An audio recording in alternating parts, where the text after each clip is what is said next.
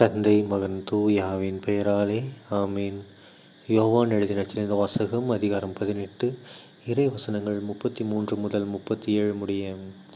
அக்காலத்தில் பிலாத்து மீண்டும் ஆளுநர் மாளிகைக்குள் சென்று இயேசுவை கூப்பிட்டு அவரிடம், நீ யூதரின் அரசனா என்று கேட்டான்.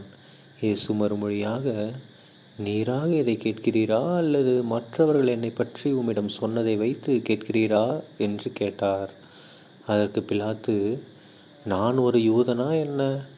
உன் இனத்தவரும் தலைமை குருக்களும் தானே உன்னை என்னிடம் ஒப்புவித்தார்கள். நீ என்ன செய்தாய் என்று கேட்டான்.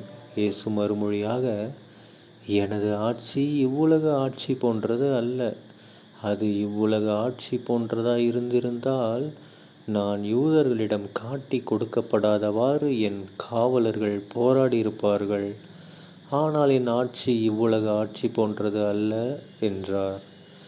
பிலாத்து அவரிடம், அப்படியானால் நீ அரசன்தானோ என்று கேட்டான்.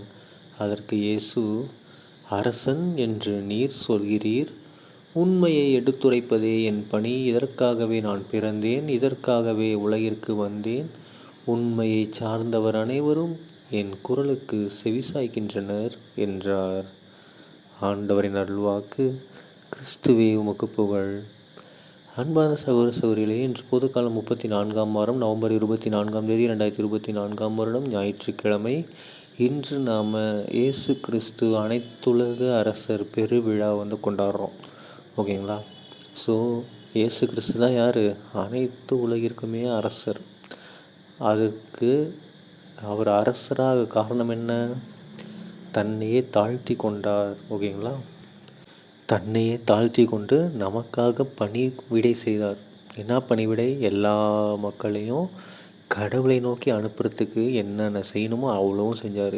எந்தெந்த ஊருக்கு போனார், அவ்வளோ விஷயங்கள் செஞ்சார். எத்தனை பேரோட நோய்களை கஷ்டங்களெல்லாம் குணப்படுத்தினார். ஓகேங்களா?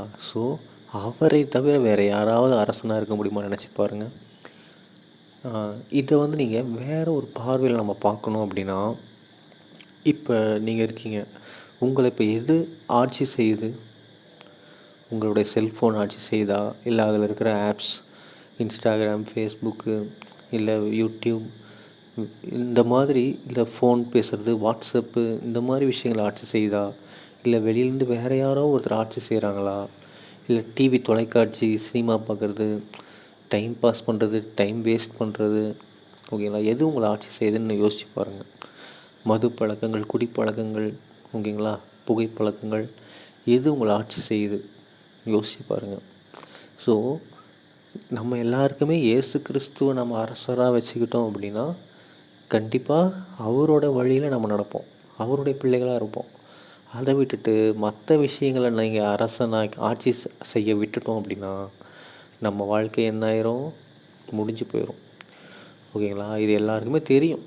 தெரிஞ்சுக்கிட்டே எனக்கு இந்த அரசன் தான் வேணும், எனக்கு என் செல்ஃபோன் அரசன் தான் வேணும், எனக்கு இந்த குடிப்பழக்கம் அரசன் தான் வேணும், எனக்கு இந்த புகைப்பழக்கம் அரசன் தான் வேணும், எனக்கு இந்த டைம் பாஸ் பண்ணுறது தான் வேணும், அரசனாக வேணும் அப்படின்னு நம்ம கேட்டுக்கிட்டு இருந்தோம்னா அவங்க தான் நம்மளை ஆட்சி செய்வாங்க. அவங்க செய்கிற ஆட்சினால் நமக்கு ஒரு பயனும் இல்லை. ஏதோ நம்முடைய உயிர் வாழும் காலத்தை வேஸ்ட் பண்ணிகிட்ருக்குறோம். ஏன்னா உங்கள் எல்லாருக்குமே தெரியும், ஆல்ரெடி நம்ம சொல்லியிருப்போம் எதுக்காக உயிர் வாழ்கிறோம். இது ஒரு பயண வாழ்க்கை.